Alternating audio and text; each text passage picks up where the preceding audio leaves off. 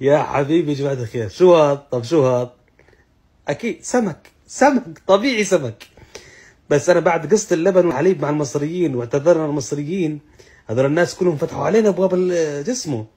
يا جماعة الخير شوف شو قصته هذا وشو سمي. طب أنت شو تسموه هذا؟ في اليمن هذا اسمه سمك، في سوريا سمك، لبنان سمك، في مصر سمك، في كل العالم بيسموه سمك، الا في المغرب يا جماعه الخير بيسموه حوت. والله العظيم بيسموه حوت. الحوت الكبير هذاك. لا الحوت هم الازرق. بس تعال شو الفكره.